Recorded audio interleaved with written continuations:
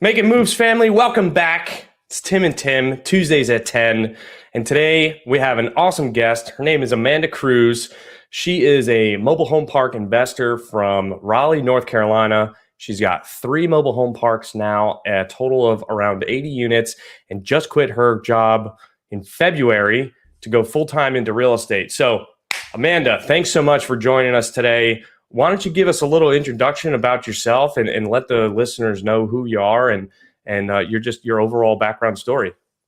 Yeah, of course. So thanks for having me, Tim and Tim. That's right. It's good to be here with both of y'all. So, I have kind of a traditional background as far as working jobs and money go. My mom retired from the public school system. After college, I went and got a corporate job like a lot of other people do, right? And was climbing the ladder at a large credit card company. And around the time I turned 30, I just was thinking there has to be more. I want to be able to work so hard for myself and my family. I enjoy working hard. I enjoy solving problems and being challenged. But doing it for some CEO who I've never met and probably will never meet just didn't work for me. And so I started looking into other options and stumbled into real estate, really. And it had always been in the back of my mind, like, oh, maybe I'll own a rental property or so one day. That sounds like a good investment idea. Um, but once I was kind of ready to do something more than a W-2 job, that's when I really started looking hard and decided to go into real estate and just started with a duplex. And then we did, a burr on an individual single family home. And that's kind of all the buzz, right? And that went fine. It was okay. We weren't that great at it, and we wanted to move faster than just buying one home at a time. We got into individual mobile homes. That was awesome. We were basically buying and then doing seller financing back. And that was when we were like, hey, this is really awesome. We like affordable housing. We like getting people into these homes. We're making a great return. Let's go all in on this. And that's really where we decided to do mobile home parks. Yeah, I mean that's kind of the most people's story that I've come across, at least. I mean, mine's very similar. Tim, I think you're pretty similar in that regards as well, of trying to diversify with some real estate. Yeah, from the real estate, even down to the mom retiring from the public schools. We even got that in common. So yeah, uh, huge, a lot of similarities there. Diversifying in real estate, having that aha moment at some point in the corporate career where you're like, this corporate thing kind of sucks actually. I want if I'm going to bust my tail like this, let me go out and bust my tail for myself. I Right. love it. I love it. So how did you really get into the mobile home parks over, apartments or warehouses, or what kind of guided you down that path of all of the other paths available of commercial real estate? Yeah, so we looked at apartments, and I was having a really tough time finding anything that made sense. And I was looking for pretty small apartments at the time, like up to 20 units, and just, spent a couple months and didn't make a ton of traction. I also didn't really know what I was doing in the hunt and stuff like that. And we were doing the individual mobile homes and just really, really loved that. We were able to get people into homes that otherwise couldn't get into their own homes, couldn't own their own homes. The returns were amazing. We knew mobile home parks were, so if you think about traditional multifamily and apartments versus a mobile home park, like mobile home parks tend to trade for higher cap rates in the same area. Now, they're not quite as passive as apartment buildings, and that you don't really have, like, in apartments you come in, you have your property manager that's on your team, and they can kind of handle the day to day. In the mobile home park space, we make the rules, we make all of the decisions and get a manager on board to execute on a day-to-day basis, but they're not like running the show per se. So you do have to be a little bit more involved from that perspective, but the returns are also better. And so we just decided to go all in on the affordable housing. So Amanda, if with that, it sounds like it's a little bit more active, So where are you owning? So you're in the Raleigh area, is it mostly around Raleigh, all in the Carolinas? Where are you guys operating? Right now, we are all in North Carolina in the western part of the state. Okay. We want to stay kind of around the central East Coast.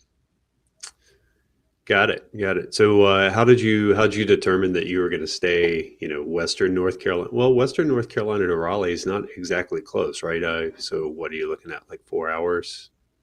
Yeah, it's about 3 hours to any of our parks from where we live. And so, one of the things with mobile home parks is there aren't as many of them as there are apartment buildings. So, it's really, really hard to say, oh, my market is Raleigh area.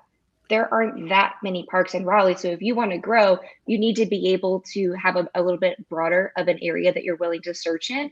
We're also looking for tertiary markets. We really like tertiary markets because you can get a better deal than you can in the more competitive MSAs, right? Like Raleigh is insanely competitive. There's a lot of cheap money and REITs that are buying the parks in Raleigh. So if we can find a tertiary market that has a stable population, that has multiple industries for jobs, then we like that. And that's where our parks are located. Yeah, and I think there's something else too, right? With mobile home parks, municipalities aren't typically approving new mobile home parks, right? So if you get one, you have a little bit of a golden ticket, right? With some demand there. Absolutely. And so the number of mobile home parks, like you were getting at, Tim, is actually decreasing because Mhm. a lot of them, like for instance, we just got some free homes from a park in Hickory that's being torn down to build an apartment complex. And so that entire park is now no more. And that's happening a lot more often than people are building parks. It is pretty expensive to build parks. And I think a lot of people who are looking at potentially building mobile home parks, I mean, they can build an RV park instead of having to bring in all the homes, and that's you can get in for a lot cheaper. So there's a bit less of an incentive to build new mobile home parks, when you can build an RV park for cheaper. And then obviously a lot of people are building apartments. There's a big demand for that as well. So that means the number of mobile home parks themselves are actually decreasing. Yeah, you're actually opening the door to a lot of questions here, especially so you mentioned somebody basically gave you some homes, right? So do you guys do a lot of park owned homes, or do you try to lean more towards like tenant owned? Yeah, that's a great point. So in mobile home parks, you have the option, right? Some parks, you own the land and the infrastructure, and the residents own their own homes and they pay you to keep their home on your land. It's called lot rent. And then in some parks, you own the homes as well as the land and the infrastructure. And then it's more like a traditional rental. We really prefer just lot rent. It's easier to streamline. You don't have to have the person who can do the turnaround of the homes and that sort of thing. And so, we stick with that. That being said, sometimes like we got a home with a park we bought in January. So we sold it on seller financing. And then now the people who are moving into that home, it's a family, they can own their own home and they're going to maintain that home and they're going to pay us lot rent. Separately, we have a note for the actual home that they're going to pay us over 5 years. That's powerful stuff right there. So I want to back up. I want to ask one question. You mentioned that cap rates are traditionally a little bit higher on mobile home parks. What kind of cap rates are you seeing in today's market? Like, what are your buying cap rates and what are your stabilized cap rates?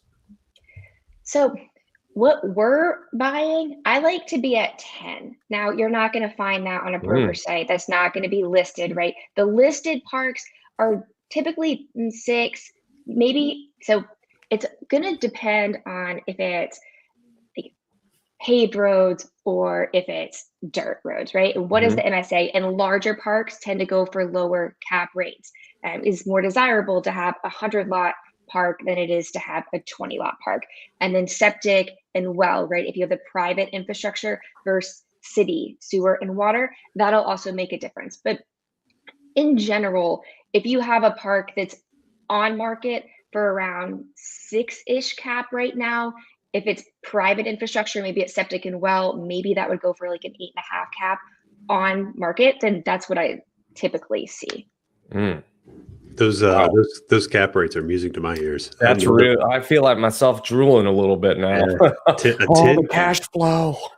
Right, that's right. It is. I mean, it is less expensive to buy a mobile home park. Now, that being said, we don't just hire third-party property managers. Like we have to come Right. up with the policies and procedures and then get a manager to execute those. So Yeah. there's a little bit of a trade-off there, but certainly as far as cash flow and return on your investment, there is something to be said about mobile home parks. Here, we got a good question from David. He said, do you shy away from septic and well properties, and how do you source your leads? Yeah, great questions, David. So we don't shy away from septic systems for sure. We own a bunch of septic systems. Now, we don't own any wells currently. We've had rental properties with wells. We're okay with one or the other. I'm okay with septics. I'm also okay with wells. I don't want a property that has both. That's just a little bit too much risk for us. The biggest thing with infrastructure is understanding how to do due diligence on it. We literally created an entire course in mobile home park investing because of this topic. So many people get into mobile home parks because, hey, they're thinking of apartment investing and they hear that mobile home parks, have more favorable returns, but they don't know what they're looking for. And so I'd talk to investors who are buying a park and I would ask, hey, is it septic or city? It's like, oh, I don't know. I'll ask the broker. He was already under contract, right? Oh So my many goodness. people don't really know what they're doing in the infrastructure piece, and so knowing how to inspect them is key. For instance, on septic systems, you want to actually have the tanks pumped in Mhm. order to have the septic professional look into them and make sure that they're good. You want to walk the drain fields with the septic professional and make sure you don't have soggy land, or you don't want to smell anything, right? And so knowing how to do that due diligence is key. But David, for a simple yes or no, we're okay with one or the other. And on the sourcing of our leads, so one of the differences in mobile home parks as well is there's not really one comprehensive list of all of the parks because so many of them are owned by the people who created them decades ago. And so you really have to work on your list. One, tip is some of the counties, if you call them, they will actually give you a list of mobile home parks so you can go out and you know, and see the mobile home parks and then backtrack through like white pages or whatnot who the owner is and give them a call. We do some direct mail. We're really on top of the parks that we're interested in, and we've made connections with the owners, and then we're sort of following up every few months. Yeah, man, that's powerful stuff. It's crazy to think that people are buying things. Tim, I can think of one guy that buys stuff that doesn't really know pro forma rents and other things, and it's just crazy how people are buying stuff like that. I feel like it's irresponsible, right? It's irresponsible to not know your market, not know your property, and to put up all this money and put it on a contract before you know what you're going to do with it. Yeah, I And to would. put up other people's money. Yeah, and with other people's money too. Even worse, right? Even worse. Yeah, I struggle to understand how you put something under contract and you're not sure whether you're responsible for the water that's on the property or the city. That's interesting. Yeah. I'm keeping an eye on him because I want to buy his part in a year or two. It's funny. We kind of do the same thing. The person that Tim just kind of alluded to, we're kind of like, we're going to keep an eye on that, and maybe we'll come in about a year and I think that one's going to come to us pretty soon. All right. So I want you to talk us through. So you kind of had some rental properties. You were doing the single mobile home parks. Talk to us about your first acquisition. How did you find it? How did you structure it? What were some struggles that you had gone through? Did you buy it yourself? Like, kind of give us the lowdown on your first acquisition, because a lot of people in this group are going to want to know that kind of information of what it looks like to do your first deal and the mindset that it took to get through it. Yeah. All right. So our first deal was a 50-lot park. As I mentioned before, is in Western North Carolina. We bought it from a woman, her and her husband. They built it in the 80s and 90s. This is very, very typical. The husband has since passed away. She's still been, she had been working at it and just doing everything herself. Also super typical. I believe she quoted like, we don't need no plumbers, we don't need no electricians, we have our own backhoe, right? She thought we were crazy for hiring people to come in and do inspections and stuff like that. So that is very typical of, sort of the owners that have built the parks themselves and just been managing them for decades. They don't see themselves as commercial real estate investors. That's just what they did to make their money. And so, we got the park for $590. We financed it ourselves. We pulled money out of retirement accounts to fund it. And so we, $590. So Wow. we put in 158 all in between the down payment and the turnaround costs. So we went in and brought rents to market value. There were actually water sub-meters already in place that weren't being used legally. Miss Betty was just she had some threshold for what she was comfortable paying for water, and if people used too much, she would just charge them a random fee. That's totally illegal. And so she was just doing that because she did it the way she wanted. So now we're actually charging residents for the water that they use. We fixed some of the infrastructure. Some of the tanks were cracked. So we got in new tanks, fixed the roads, put in signage, and cleaned up the park. We always do a park cleanup weekend. So we'll bring in dumpsters and allow people to throw away whatever they want. So it kind of cleans up the park before we start enforcing. That's a really great idea. Yeah, it's like because that's like the number one problem with. Yeah, that's like the number one problem that people are deterred from it is because there's mattresses and toys everywhere that they just bring a dumpster, let them throw it out. Yeah, that's right. If you have a good baseline, then it becomes easier to maintain going forward. If we're going to go in and have our manager like putting up notices and saying, hey, we're going to like charge you to have this taken away, like we'll give them a baseline first to get it out of there. So we always do that. And then so we executed the business plan, and a year and a half later, the park was worth $1 million. So we did a cash out refinance on it. We could have taken out around 300. So with $1 million, we could have had about 750 of a loan on it.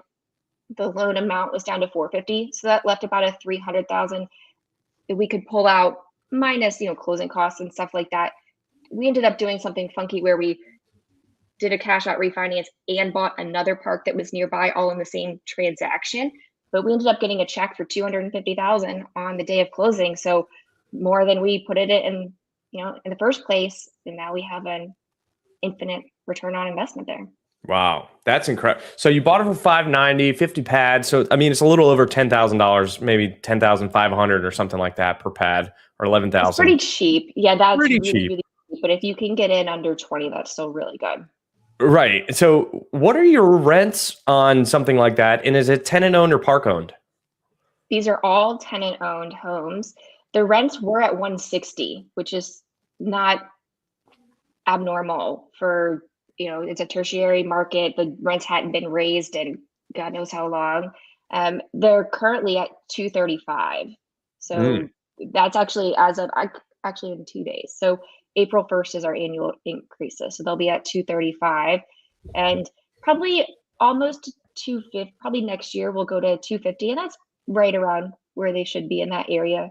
And the biggest thing is that you're properly billing back the water. I mean, reducing that expense is honestly, in my opinion, it's probably the biggest lever that you pulled in order to get the value to that property up. So what was the expense ratio when you bought it, and what are you operating at it today with the higher rents and the bill back of the water? So we operated at about a 50% expense ratio. The expense ratio would have been lower before we bought it because there wasn't a management expense in there. She was just doing everything herself. So we run at about a 50% expense ratio. The water itself was about $1,100 per month in an expense so the way that you can do it in North Carolina is you work with the individual municipality, maybe a city. In this case, it's a true municipality, and they tell you how much you can charge for water per gallon. And so we have an admin fee plus some amount per gallon, and there's a minimum that they have to pay. So it's kind of weird the way it works out. We actually make a little bit of money on the water. So it was a $1,100 expense, and now we get in $1,300 a month. I don't hate it, not one bit. So can you explain a little bit how that's different than a RUBS? Yeah, great question. So in RUBS, you basically have, let's say, that $1,100 expense. And what you would do is say, okay, well, we have some 3-bedroom houses, some 2-bedroom houses, maybe a 4-bedroom house. And so you would just parse out the amounts based on the relative number of bedrooms. That's a way a lot of people do it, is based on the number of bedrooms. And then you would basically take your $1,100 and spread it out over the different homes, and then they would pay you back. In our case, we actually have meters saying the exact amount that each home is using of their water, so they're billed for their exact water usage. I mean, just like I am in the house that I live in. Right. Which is fair. Which is fair, right? Right. Which is fair. So talk to us about that first acquisition. What was your mindset going into like closing and due diligence on the first one? So Tim, we were terrified. We closed the first week of April of 2020. Okay, so oh my goodness, what a great time in the middle to of close. quarantine, on our first huge property, right? So we'd had, Is there something going on then? right? We also had a baby March Oh. 17th. So we had like a 3-week-old baby on closing day. Everybody's losing their jobs.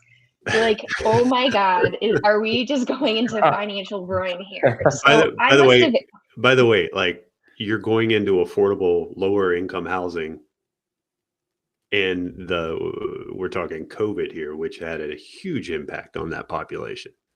That's right. And so, Yeah. I mean, we must have asked a million questions about what the people in the park did, right? And a lot of them worked for Tyson. That's a big, job industry out there. So we're like really keeping tabs. I'm like, is Tyson closing? No, that's like an important industry to keep food, right? At the time, remember, there was no meat in the grocery store, so they had to keep going into work. But I analyzed and analyzed and analyzed, and if 50% of the residents didn't pay us rent, we could have still made the mortgage payment. I was like, okay, all of them are currently paying. Like, this isn't as big of a risk. And that's really one of the things that I learned too, is everybody's afraid going into your first big commercial property or even your first rental property if you're unsure. And a lot of people talk about like how to move past the fear. For me, it was pinpointing what the fear was.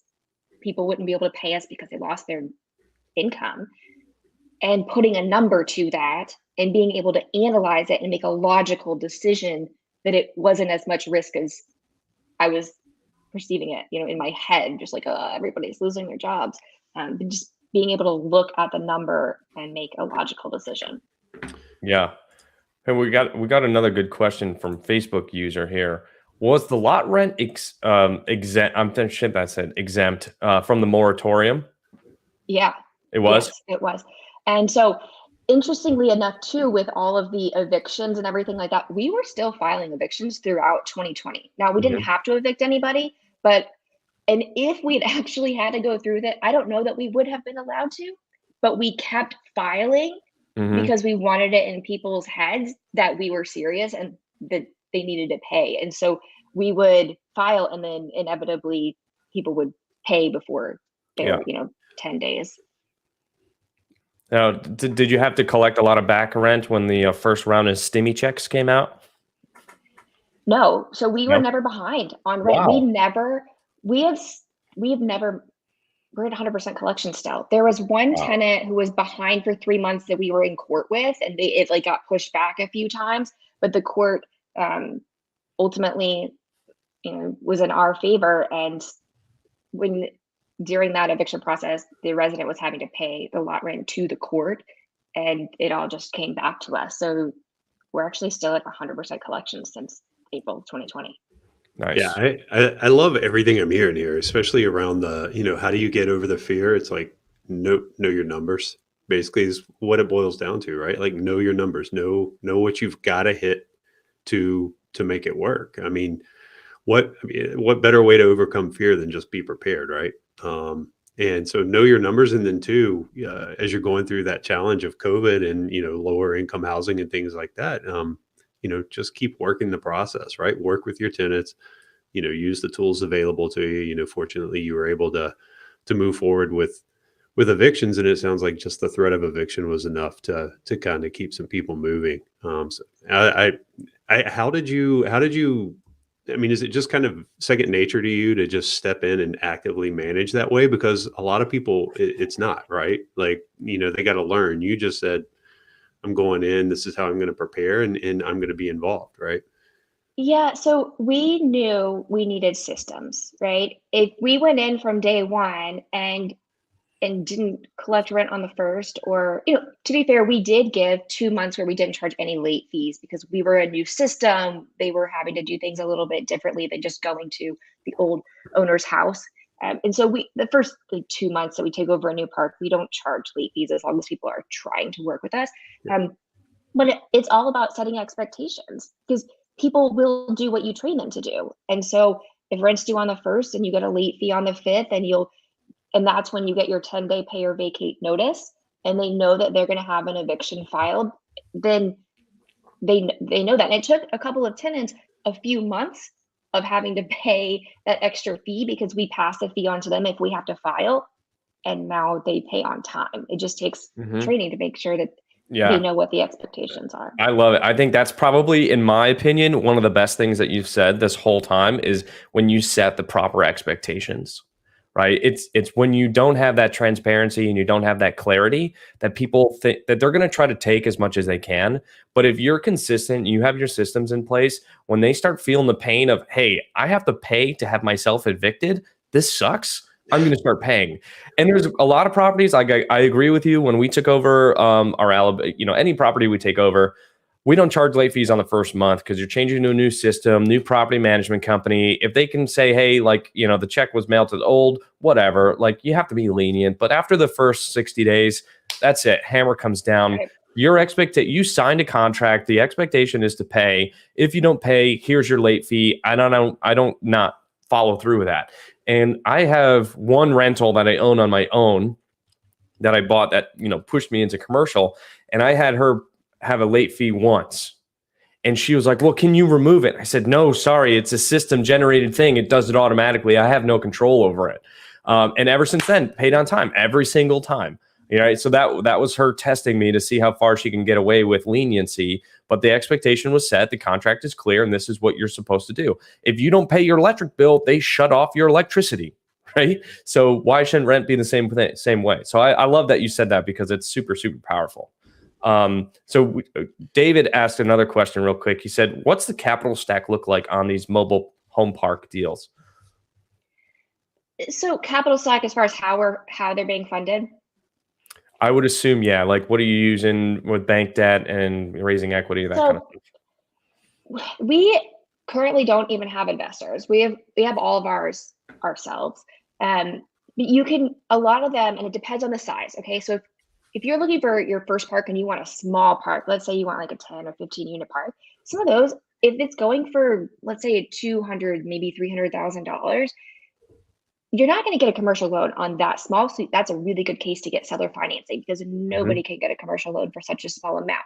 Now, around the 500,000 and up, you can get local banks. So we funded through Atlantic Union Bank, and we've done our refinance through Town Bank. They both had mobile home parks that they were funding. If you're going with the local bank, don't bother with anybody who doesn't already have a mobile home park, because the person that you're talking to, the lender that you're talking to, is essentially a salesperson, right? And so they want you to come with them, but they're not the underwriters. And so you don't want that pulled at the last minute. So I would always make sure to go with a bank that has a mobile home park already on their books. And then some of the bigger parks, actually, some of the nicer parks, Fannie and Freddie are now in the mobile home park space as well. So if you get a big enough and nice enough park, you can actually have it funded. What kind of loan terms are you getting on these? Yeah, great terms. Actually, I mean, I know interest rates are rising a little bit, but we have 4% interest, 20-year amortization, 5-year call. So pretty traditional commercial loans. Fairly traditional. And I mean, you might have been able to push that a little, with a better relationship and more experience. You could probably push it out to a 7-year term or 25-year AM in order to increase that cash flow a little bit more. So, all right. So doing your first deal is scary. Finding them is tough. You're loving the cash flow. You have no investors. Talk to us about one thing that almost made you quit, because look, what you said earlier was very, very, very difficult to find apartment deals. And I know a lot of people are struggling with that. So I kind of want to end with, a little bit of motivation of what almost made you quit and how you got through it. To be honest with you, I mean, the terrifying thing of everybody losing their jobs, that's where we were like, oh shit, should we do this or should we not? But I think it was more on the single family side where we almost quit. Like doing our BRRRR, that sucked. Managing a contractor sucked, and we weren't that great at it. We weren't great at estimating repair costs. It took 3 months to do a 3-week renovation. And we're like, man, like this is too slow. We're never going to be able to quit our jobs at this rate. And we did. That's when we quit single family houses. So for us, that was really the breaking point of, hey, we don't want to leave this altogether, but something has got to change and we need to be able to go faster. Yeah, the scale is huge, right? Like I completely relate to what you're talking about there. Same thing, slogged through that for a while myself. And yeah, I got there and you're just like, I'm never going to be able to create that freedom I'm looking for Right. at this pace, right? Or I will, but I'll be 70 when I get there. Yeah, I said I bought the one single family house, and I was like, wait a second, this was way too much work to make $150 a month, and Right. that's how I got into apartments because I was like, this just doesn't make sense. Well, cool, awesome, Amanda. Thanks so much for your time. I think a lot of people you really provided a whole lot of great information about your mobile home park, your mindsets, the terms that you're doing, like how you're managing them and doing due diligence and all that kind of stuff. So I really appreciate you coming on and kind of talking with us today. If anybody's interested in getting in touch with you, how can they do that? Yeah, so I have a couple of videos on my website on like 5 ways to find off-market mobile home parks and 3 reasons mobile home parks make better investments than single-family homes. So you can check that out at voyageinvesting.com/freebie. And I post a bunch on Instagram on investing and on mobile home park investing. So feel free to come over and follow me at Investing with Amanda. At Investing with Amanda. And what was your website again? Voyageinvesting.com/freebie. Voyageinvesting.com/freebie. And we'll put that in the comments there for everybody. So, Amanda, thanks again. I appreciate your time. Tim, you got any closing remarks? No, Amanda, this was just awesome. Really good lesson for me. I always like to learn, so I appreciate the lesson. Yeah. Absolutely. Hey, Thanks for having me. you find one of those big mobile home park deals and you need some help with raising the money and signing on the debt, you let us know. Sounds like a plan. All right. See you later. All right, take care, Bye. guys.